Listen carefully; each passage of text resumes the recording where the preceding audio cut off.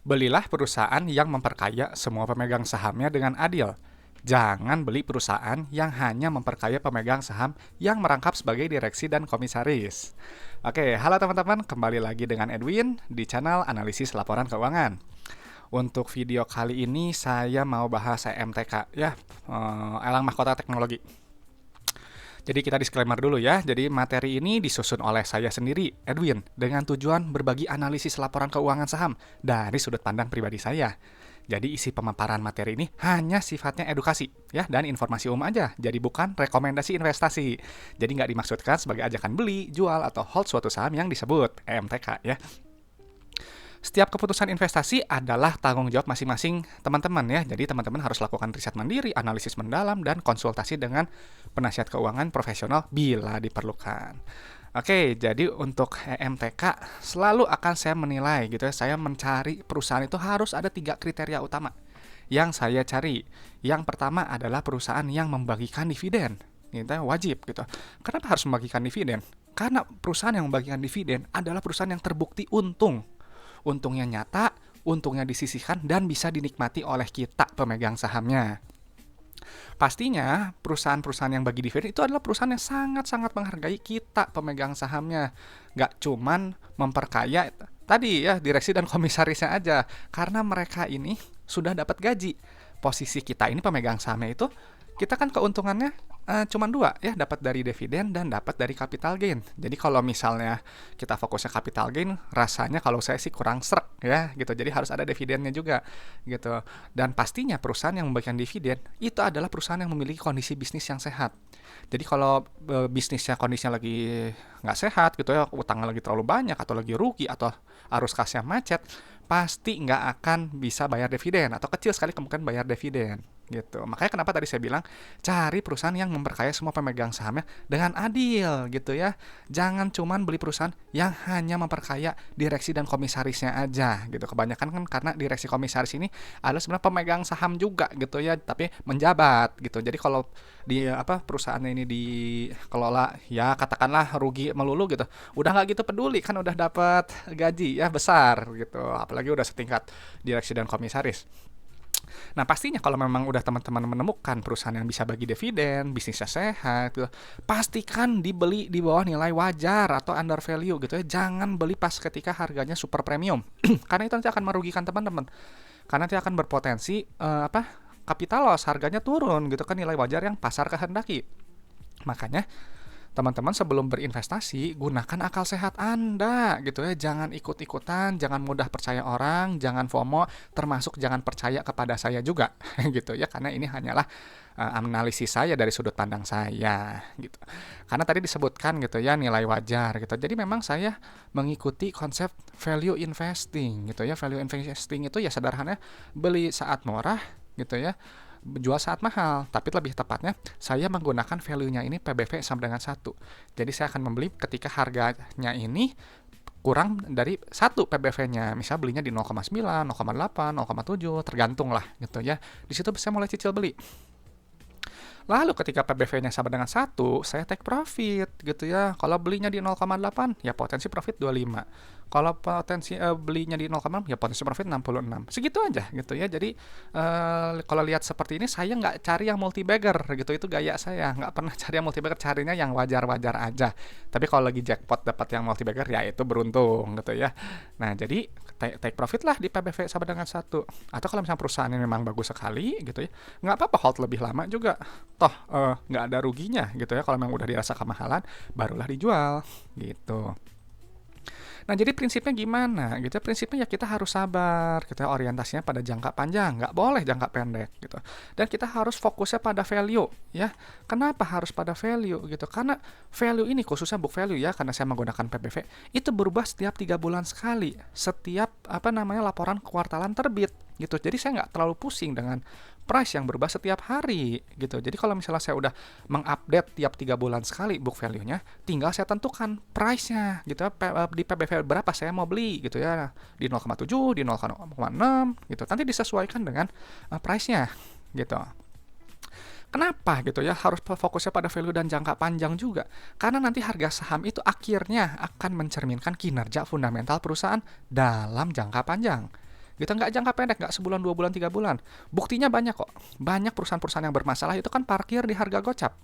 Coba deh teman-teman cek laporan keuangannya, pasti itu benang merahnya sama gitu ya, karena kinerja perusahaannya nggak bagus gitu. Kecuali kalau memang teman-teman hanya fokusnya pada tadi price yang berubah setiap hari, setiap detik gitu. Kalau saya fokusnya ya book value-nya aja gitu ya, ke value-nya. Value ini bebas, teman-teman mau pakai apa, DCF atau proyeksi PER, atau mau pakai apa EBITDA, terserah gitu. Yang penting teman-teman udah tahu dulu value-nya berapa sebelum beli. Nah, jadi Edwin ini gimana? Pakai apa analisisnya? Saya pakai analisis fundamental, tapi hanya laporan keuangannya aja. Karena kan fundamentalnya luas. Ya saya hanya pakai laporan keuangan aja dan sedikit mungkin analisis rasio. Gitu. Jadi nggak pakai semua gitu ya. Hanya yang kecil-kecilnya aja. Makanya kenapa saya hanya fokusnya ke laporan keuangannya aja gitu. Karena buat saya ini udah hampir tercermin semuanya dari laporan keuangan. Dari pengalaman saya sejak 2016 sampai sekarang. Makanya kenapa wajib sekali memahami laporan keuangan gitu ya, baik neraca, laba ruginya, arus kasnya, semuanya ini ya akan membentuk cerita gitu, cerita perusahaan gimana sih kondisinya si perusahaan ini pada kuartal ini gitu. Nanti ceritanya itu nanti akan bisa memunculkan gitu ya 7 ciri perusahaan sehat gitu ya, versi Edwin, versi saya sendiri gitu. Apa aja? Bisnisnya sehat, kasnya nyata, adanya likuiditas yang cukup, keberlangsungan operasi yang lancar, bisa bayar dividen ya, jangan lupa nih. Terus mandiri finansial ya, nggak bergantung pada utang yang terlalu besar atau utangnya sangat terkontrol. Nah, yang pasti ada pertumbuhan, ada ekspansi jangka panjang gitu ya. Bisa jaga kepercayaan investor ya untuk kita, pemegang saham dan juga kreditornya gitu ya, pemberi pinjaman. Pastinya nanti akan memperkaya kita investor sahamnya melalui apa, valuasinya yang naik dan harga saham yang cenderung stabil gitu ya, stabil atau naik lebih bagus. Atau misalnya memang urusan bagus kan, kalau misalnya dia ada sentimen jangka pendek turun, nanti dia pasti naik lagi gitu. Nah ini memang yang di dalam kurung ini adalah yang tadi yang pos-pos yang saya gunakan gitu. Ini semua sebenarnya basic logic gitu ya, akal sehat aja gitu, nggak ada yang istimewa. Nah jadi nanti EMTK ini nanti akan saya screening ya, pakai 7 syarat utama saya: dividen, saldo laba, PBV, PER, CFO-nya plus, CFI-nya negatif ya, ada ekspansi, dan CFF-nya ini harus negatif juga, artinya membayar pinjaman lebih besar daripada pinjaman yang terima. Nah jadi nanti si datanya ini saya akan pindahkan ke sini, ke EMTK ke Excel ini gitu. Jadi ini teman-teman bisa dapat gratis ya, boleh download aja, linknya ada di deskripsi gitu. Boleh download, isi bareng-bareng supaya kita bisa belajar gitu ya, kita simak ceritanya si EMTK ini gimana gitu.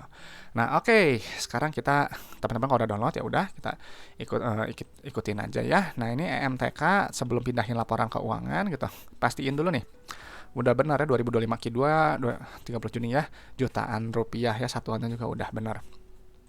Nah memang yang tadi saya sebutkan yang pertama cek dividennya. Ini datanya saya udah dapat ya, 3 tahun terakhir bagi dividen.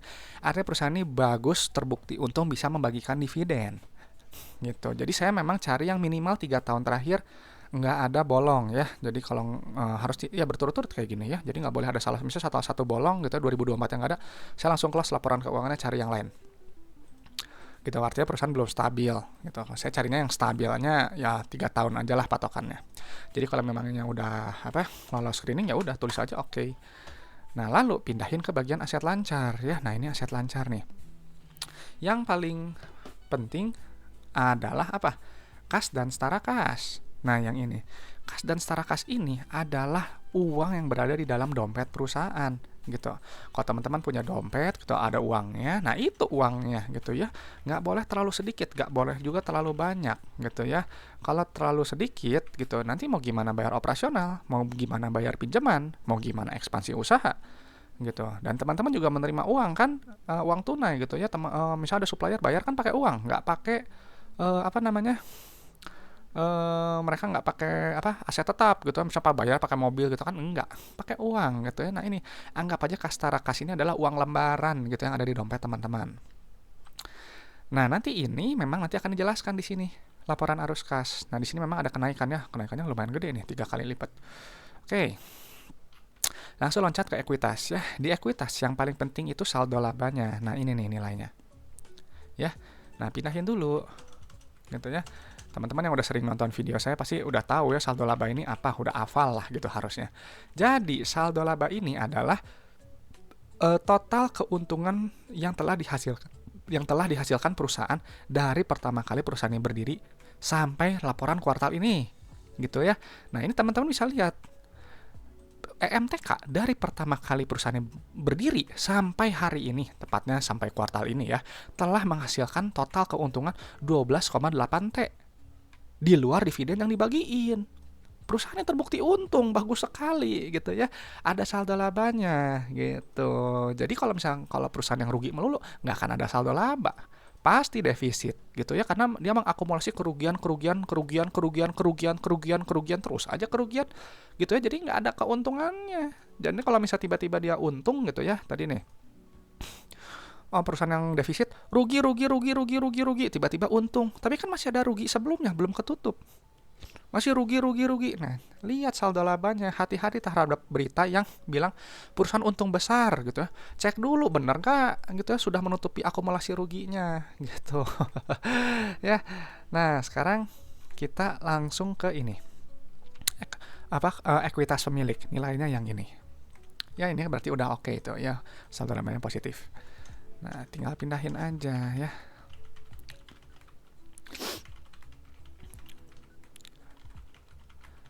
Nah, ini udah nih. Ekuitasnya sekian ya. Nah, langsung keluar tuh. PBV-nya berapa? PBV-nya 2,06. Oh, berarti buat saya EMTK ini dia masih kemahalan karena saya cari yang di bawah 1. Jadi ya udah tinggal close aja laporan keuangannya. Ya, karena saya value-nya ya pakai EMTK. Tapi kalau buat teman-teman pakai cara value yang lain, bisa aja, kita mungkin bisa aja PBV 2 ini menarik. Langsung kita lihat ke laba rugi ya. Nah, ini untuk melihat profitabilitas perusahaan ya. Yang terpenting itu adalah pendapatan, laba kotor sama laba bersih gitu ya. Kenapa? Nah, ini laba pendapatan. Kenapa revenue ini penting gitu ya? Karena kalau revenue-nya naik berarti semakin banyak customer yang beli atau pakai jasa perusahaan gitu, pakai jasa Anda gitu. Jadi kan semakin banyak ya otomatis uang yang diterima semakin tinggi gitu ya, ada pertumbuhan. Kalau misalnya dia turun terus ya berarti bisa jadi produk atau jasa teman-teman ini udah nggak relevan. Bisa aja gitu ya, kan ngapain nih saya beli produk ke perusahaan itu, mendingan yang lain. Otomatis pendapatannya juga kan turun, tapi ini kan naik. Artinya sekali lagi jadi kalau dia naik ya produknya relevan, banyak dipakai orang gitu, semakin banyak digunakan oleh orang atau jasanya. Nah, terus pindahin juga laba kotornya. Nah, ini laba kotor juga naik nih, bagus ya. Meskipun GPM-nya turun. Nah, ke laba bruto ini adalah untuk melihat kekuatan produk di pasar gitu, lewat GPM-nya. Semakin tinggi GPM biasanya barang atau jasa semakin berharga gitu. Jadi perusahaan dia bisa suka-suka taruh harga lah berapa. Dan pastinya semakin besar GPM juga, semakin banyak ruang untuk net profit margin, karena nanti laba kotor kan dikurangi tuh, beban lagi. Nah, nanti dapatlah laba bersihnya. Angka final inti dari laporan laba rugi. Nah, ini nih. Pilih yang nih, laba periode berjalan yang dapat diatribusikan kepada pemilik entitas induk. Yang ini. Ya, yang atas gitu. Nah, ini adalah laba yang dihasilkan perusahaan dalam satu periode ini gitu ya. Oh, ini sebelumnya turun banget gitu ya. Lihat nih, bayangin aja ya nih teman-teman nih. GPM yang 33% dikurangi gitu ya, beban-beban lain 31%. Net profit marginnya cuma 2%.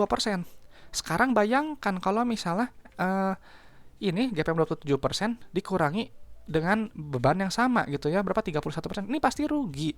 Cuman ini unik gitu ya, karena ini laba bersihnya dia naik lebih tinggi daripada laba brutonya gitu. Kita harus cek dulu nih laba brutonya apa ini. Karena biasanya yang kayak gini, nah ini nih, ada laba atas investasi gitu ya. Nah ini kalau ini memang harus dicek ya nanti di catatan atas laporan keuangan. Cuman buat saya kalau misalnya ada laba yang di luar inti bisnis, biasanya perusahaan ini kurang menarik gitu. Karena ya malah, kan misalnya teman-teman jual bakso, katakanlah punya bisnis jual jual bakso lah gitu. Nah tapi laba dari baksonya kecil, malah dapatnya dari investasi saham gitu ya, di tradingin gitu. Nah itu kan jadi inti bisnisnya itu dia nggak relevan lah gitu ya. Jadi ini buat saya sih dipertanyakan ini ya. Cuman saya nggak mau cek juga gitu. Kenapa nggak mau cek? Ya ini PBV-nya juga udah kemahalan, ngapain saya cek juga gitu ya. Nah, dan ini memang PR-nya juga mahal ya, 9,23. Memang dia murah gitu ya. Cuman kalau misalnya kita di adjust gitu, laba bersih ini kayaknya tinggi gitu. Jadi ini mungkin agak menjebak buat saya gitu ya. Ya cuma memang dia udah lolos screening ya, karena dia kurang dari 10 gitu, kurang dari 15 gitu. Oke, jadi secara profitabilitas perusahaan ini ya untung gitu, meskipun keuntungan ini nggak dari inti bisnis ya, bisnis utamanya. Nah, terus kita cek di laporan arus kas ya, laporan yang sering dilupakan oleh analis gitu ya, adalah laporan ini untuk memvalidasi juga laporan laba ruginya gitu. Kan teman-teman menjual tuh ya barang atau jasa senilai 8,8 triliun. Berapa duit yang customer bayar ke teman-teman yang teman-teman terima? Ini 8,7 triliun gitu ya. Gitu kan, beda pencatatannya. Kalau misalnya laba rugi itu kan di akrual, jadi pendapatan diakui dulu gitu ya. Misalnya teman-teman jual 1 miliar.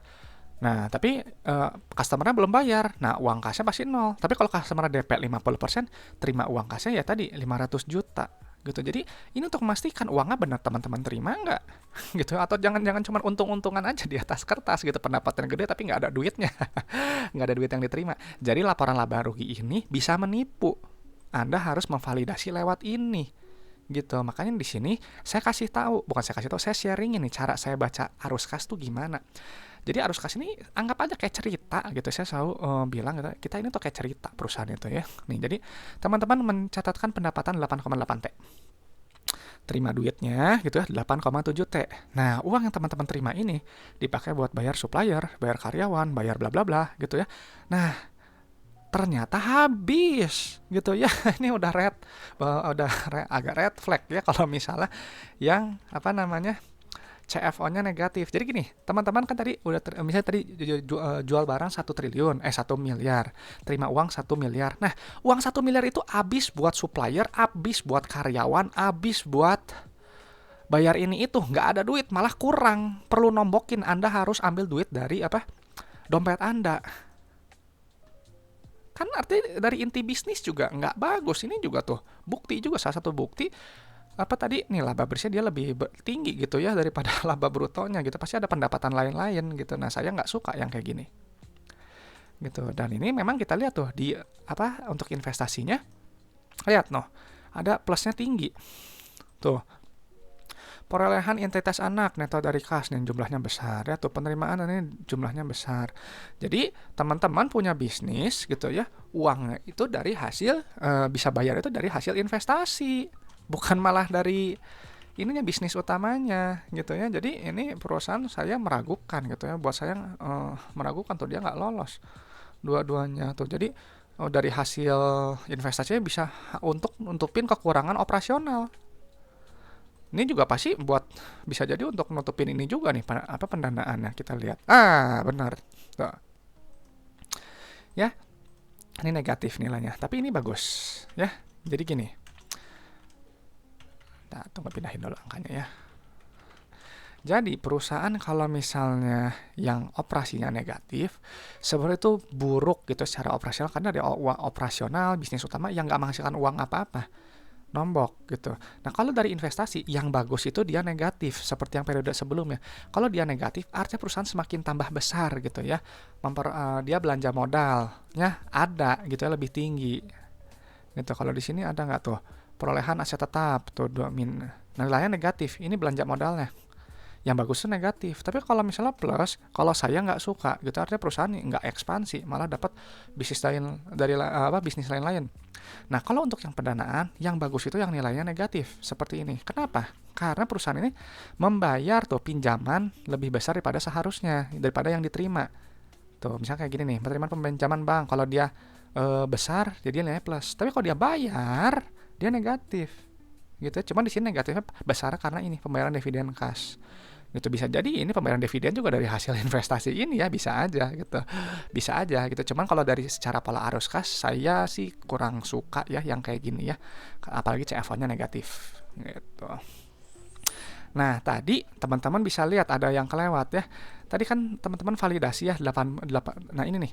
Masalah di pendapatan sama di penerimaan kas. Nah, cari yang rasionya ini dia yang mendekati 100% tadi. Artinya jumlah uang yang teman-teman terima itu semakin mendekati pendapatan yang dicatatkan gitu. Jadi jangan terlalu jomplang.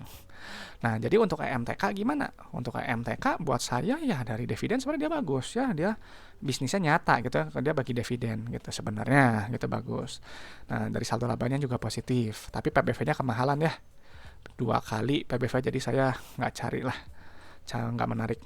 PR-nya juga lumayan gitu ya, cuma nih kok disesuaikan ini pasti PR-nya besar nih ya, jadi nggak masuk kriteria menurut saya. Lalu untuk CFO-nya ini juga nggak bagus ya, untuk yang kuartalan yang per sekarang ini dia nilainya negatif. Ini justru yang bagus nih yang kemarin ya, yang bagus yang ini. Karena apa? Dia CFO-nya plus, ininya min. Jadi dia dari operasi dia menghasilkan uang kas gitu. Cuman sayang ini memang agak besar ya, jadi dia harus merogoh uang di dalam dompet lebih banyak. Cuma saya nggak tahu ini apa yang terjadi ya di perusahaan gitu, mungkin ada berita gitu atau gimana gitu ya, saya nggak ngikutin juga. Nah, oke, jadi untuk arus kasnya ya tadi gitu ya, ini ada yang dari pendapatan lain-lain, tapi untuk CFO sama CFF ini bagus gitu, jadi makanya ada kenaikan kas yang cukup besar gitu. Nah, jadi EMTK ini gimana buat saya? Ya untuk EMTK ya jelas ya dia nggak menarik karena PBV-nya kurang dari 1. Saya kan value utama dari PBV. Tapi untuk secara profitabilitas lumayan kayak nggak lumayan lah. Dicek lagi aja disesuaikan berapa gitu ya, karena kurang menarik juga menurut saya. Lalu arus kas ini juga manajemen arus kas juga lagi kurang bagus ya di kuartalan sekarang gitu. Oke, jadi untuk pandangan saya untuk MTK seperti itu gitu ya. Untuk teman-teman nggak tahu nih MTK menarik atau enggak, boleh teman-teman berikan pendapat di kolom komentar gitu ya. Kalau memang teman-teman ada request saham yang mau dibahas atau ada pertanyaan seputar investasi saham, boleh komen aja gitu ya, nanti kita kumpulkan gitu, nanti saya respon juga gitu supaya jadi bahan diskusi buat teman-teman yang lain. Oke teman-teman, jadi itu aja gitu ya, semoga bermanfaat gitu ya, semoga bisa memperkaya pandangan teman-teman dalam menilai suatu perusahaan ya, khususnya berarti EMTK gitu. Oke, saya Edwin, sampai jumpa di video-video berikutnya.